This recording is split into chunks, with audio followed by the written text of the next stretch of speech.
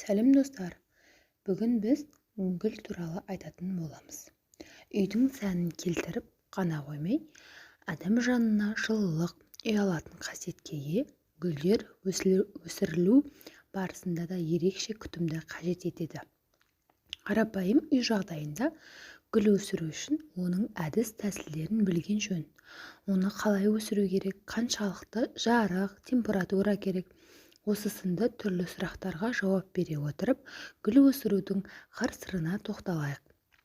Гүлдің жайқалып өсуі үшін оны қалай суаруды да білген жөн. Әдетте үй өсімдіктерін өсірушілер оған суды көп құяды, соның салдарынан тамыры шіриді.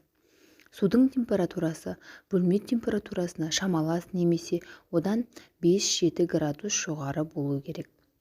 Өсімдікке су құйғанда топырақтың түйіршіктері жібіп, су ыдыстың түбінде ағуы тиіс.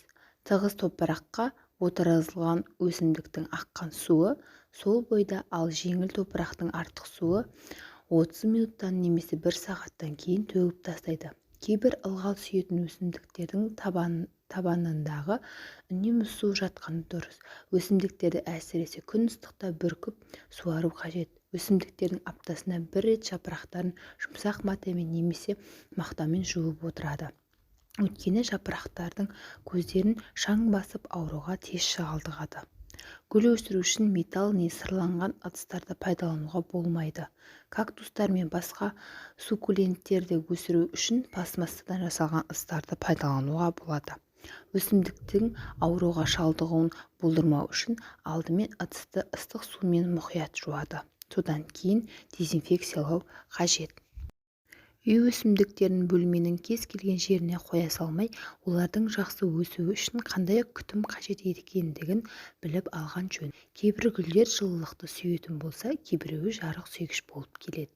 Мысалы, кактустар сабақтарында ылғал сақтайтындар, сүттіген, сенесо, стапилия, литопса сияқты гүлдер өсімдіктер жарықтың түскенін қалайды. Сол арқылы ғана олар жақсы өседі.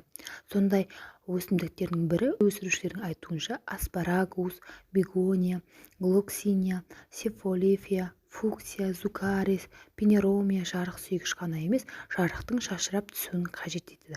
Жылылықты жақсы көретін өсімдік түрлері де бар. Оған бегония, пеперомия, ароид тұқымдас өсімдіктер жатады екен. Бұлар жақсы өседі, ал температура режимі бұзылған жағдайда өсімдіктер сарғайып, жапырақтары түсіп қалуы әбден мүмкін. Қандай өсімдік болмасын, өзіне қолайлы топырақ арқылы құнарландырады. Сол себепті барлық үй өсімдіктеріне бірдей топырақты пайдаланбайды. Қорда, қарашірік, шымтезек, шым және құм араласқан топырақ, сазды топырақ, көң тәрізді топырақтар үй өсімдіктеріне аса қажет. Сондықтан топырақ таңдарда мұқият болыңыз. Тек топырақ қана емес, гүлдің күтімін басты назарға ала жүргеніңіз жөн. Өйткені гүлдің де жаны бар екен, ұмытпайық. Және де перикс водородының үй гүлдеріне пайдасы өте көп екен. Периксті жарты литр жылы суға 1 ас қасық перикс қосып 10 минут қойып барып шашамыз. Ауырған үй гүлдеріне перикстің пайдасы өте жақсы. Топыраққа құйсаңыз кислород бөлінеді, яғни ауа. Кислород тамырдың жақсы демалуына көмектеседі екен.